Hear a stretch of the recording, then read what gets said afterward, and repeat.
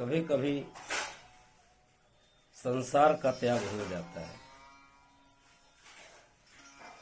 लेकिन सांसारिक वस्तुओं का त्याग नहीं हो पाता। संसार का त्याग तो हम कर देते हैं, लेकिन संसार छूटता नहीं है। संसार की चीजों की जरूरतें आदमी को होती हैं। आदमी को सब कुछ चाहिए, संसार की हर वस्तु चाहिए। संसार को तो उसने छोड़ दिया, लेकिन संसार के पदार्थों ने उसको अभी पकड़ रखा है। यानी कि संसार का त्याग तो हो जाता है, लेकिन संसार की जो भौतिक वस्तुएं हैं, जो भौतिक पदार्थ हैं, उन भौतिक पदार्थों के चलते जो हमारी उनसे आसक्ति है, अटैचमेंट है, मोह है, वो नहीं छूटता।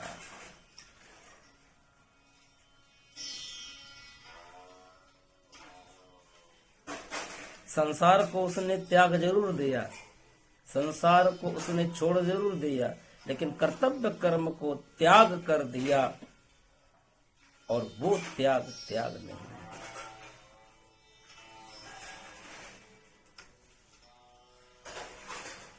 संसार का त्याग हो, लेकिन तुम्हारा जो कर्तव्य कर्म है उसका त्याग नहीं होना चाहिए। संसार छोड़ दिया, कर्तव्य कर्म का त्याग कर दिया, संसार का त्याग कर दिया, तो वो त्याग नहीं है। तो तामस त्याग, राजस त्याग, ये दोनों कष्टप्रद हैं। बाकी भौतिक सुखों की आसक्ति का त्याग करके और कर्म फल की इच्छा का भी त्याग करके जो अपने नियत कर्म को कर्तव्य रूप में समझ करके करता है, वही वास्तव में सात्विक त्याग है।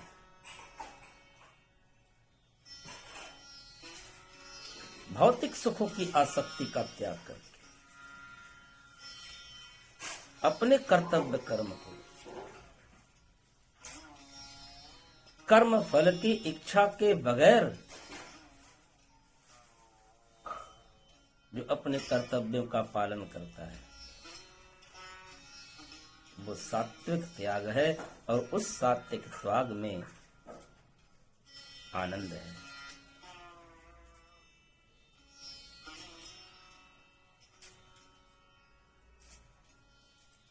राजसी त्याग और तामस त्याग और सात्विक त्याग में सात्विक त्याग को सबसे सर्वश्रेष्ठ बतलाया गया है। श्रीमद् भगवद गीता में भगवान ने ऐसा कहा।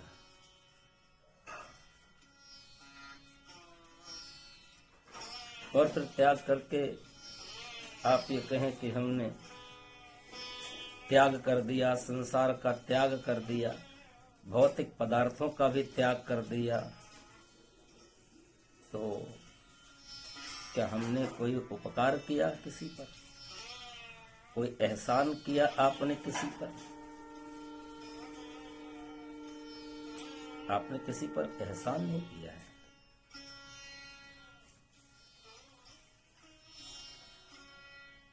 त्याग उपकार नहीं है, त्याग हमारी अनिवार्यता है। अब सुबह सुबह आप सो करके उठिए, मल मूत्र का त्याग करिए, ये कौन सा उपकार है भाई? चलो मैंने मल मूत्र का त्याग किया और आप पर बड़ा उपकार किया। मल मूत्र का त्याग करके आप किस पर कोई उपकार कर रहे हैं? हाँ, उपकार जरूर कर रहे हैं। किस पर? अपने पर जरूर कर रहे हैं। प्रवाह के वेग को रोकना, आयुर्वेद में इसको रोग की संज्ञा दी गई है। आवेश का आवेग अगर आप रोकने का प्रयत्न करिएगा तो शरीर में न जाने कितने रोग हो जाएंगे। वो सुबह वाला जो त्याग है वो आप करते हैं कि करना पड़ता है? या तो आप करते हो या फिर करना पड़ता है। अगर आपको न करना पड़े, आप न करो, तो एक समय ऐसा आएगा कि अपने आप हो जाएगा। आप जरा वृद्धावस्था की बात को सोचिए और अंतिम अवस्था की बात को सोचिए कि जब व्यक्ति मरणासन की अवस्था में रहता है, सांस खत्म हो जाता है, तो मलमूत्र का त्याग अपने आप होता रहता है, क्योंकि वहां कोई अटैचमेंट नहीं है। शरीर में प्राण है जरूर, लेकिन अटैचमेंट खत्म हो गया। संसार के प्रति आसक्ति खत्म हो गई। संसार के प्रति जो मोह है वो समाप्त हो गया। भौतिक पदार्थों के प्रति जो हमारा अटैचमेंट था वो खत्म हो गया। तो क्या कहते हैं कि संस में नहीं है। संस में रहने पर भी कभी कभी ऐसा समय आएगा कि आपको त्याग करना नहीं पड़ेगा, त्याग अपने आप हो जाएगा।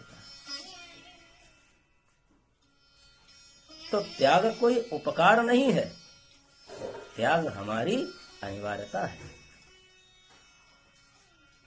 माँ के थन में दूध आए तो माँ को बच्चे को दूध पिलाना पड़ता है। गाय के थन में दूध आए तो गाय को दूध देना पड़ता है। अब माँ के थन में दूध आए और माँ अपने बच्चे को दूध पिलाए और कहे कि वो बच्चे पर कोई उपकार कर रही है। गाय अगर दूध पिलाए तो क्या गाय का कोई उपकार है? हम उसको उपकार जरूर समझेंगे कि मेरी माँ ने मुझे दूध पिलाया, ये माँ ने हम पर उपकार किया। गाय हमारी माता है, हमको दूध देती है, ये हमारी गाय माता का हम पर उपकार है। हम इस बात को जरूर समझेंगे कि माता हमारे ऊपर उपकार कर रही है। लेकिन माता कभी ये नहीं कहती कि हमने बच्चे पर कोई उपकार किया। गाय कभी ये नहीं कहती कि हमने बच्चे पर कोई उपकार किया।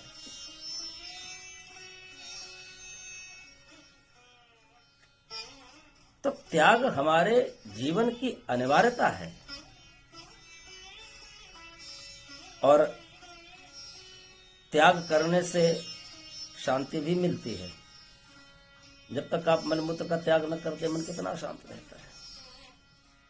और वही जब आदमी हल्का होता है, आहा शांत हो गया। तो जिस प्रकार से त्याग हमारी अनिवार्यता है, कोई उपकार नहीं है, उसी प्रकार से यदि शरीर है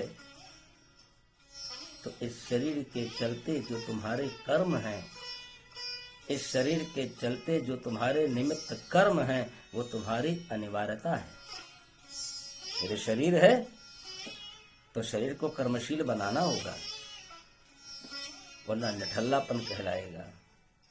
आप खूब खाते रहिए, काम कुछ मत करिए और एनर्जी के सारे पदार्थ आप लेते रहो, तो क्या आपको एनर्जी प्राप्त होगी? आपकी एनर्जी में वृद्धि होगी? आपकी ऊर्जा में वृद्धि होगी?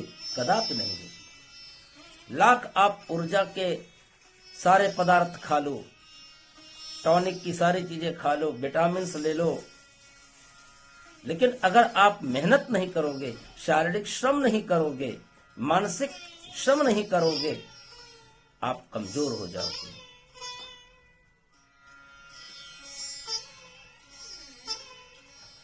जितना खाओ कैलोरी बहाओ, जितना कमाओगे खाओगे, पुरुषार्थ करोगे, उतने ही तुम स्वस्थ भी रहोगे। कमाते रहो, खाते रहो, बहाते रहो। जैसे ब्लड सर्कुलेशन होता है ना, ब्लड सर्कुलेशन होता रहता है, इकोनॉमिक सर्कुलेशन भी होता रहता है। बैंकों में पैसा पड़ा रहे, आपके तिजोरी में पैसा पड़ा रहे, वो तिजोरी से बाहर निकले ही नहीं, बैंक से पैसा बाहर निकले ही नहीं, वो पैसा किस काम का? आपके तिजोरी में 1 रुपया पड़ा है, वही 1 रुपया आपकी तिजोरी से निकलकर अगर 10 लोगों के हाथ में गया तो वही 10 रुपया बन जाता है। बैंक में लाख पैसा पड़ा हो, बैंक अगर लोन न दे तो क्या वो बैंक चल सकता है? बैंक आपके जमा पैसे से प्राप्त ब्याज से नहीं चलता। बैंक जब तक लोन किसी को न दे, लाखों करोड़ों का लोन होता है, और देखिए लाखों करोड़ों का लोन लेकर, चाहे वो कोई छोटा व्यापारी हो, चाहे कोई वो बड़ा व्यापारी हो, चाहे जितना भी बड़ा व्यापारी हो, लोन लेकर के उद्योग लगाएगा, उद्योग धंधे चलेंगे, उसको भी आर्थिक वृद्धि होगी, सरकार को भी राजस्व का लाभ मिलेगा। तो इकोनॉमिकल एनवायरनमेंट, ये इकोनॉमिकल सर्कुलेशन चलता रहता है। ये अर्थव्यवस्था का सिद्धांत है। फाइनेंशियल एनवायरनमेंट जैसे ब्लड सर्कुलेशन है कि शरीर में ब्लड दौड़ता रहे, अगर वो स्थिर हो गया, ठहर गया तो क्या होगा? ब्लड जम जाएगा, तरह तरह की बीमारियां पैदा होंगी, सब बेकार हो जाएगा। तो त्याग अपनी अनिवार्यता है, किसी पर उपकार नहीं है। अगर त्याग नहीं करोगे तो बीमार हो जाओगे। ये हमारी अनिवार्यता है, हमें करते रहना चाहिए।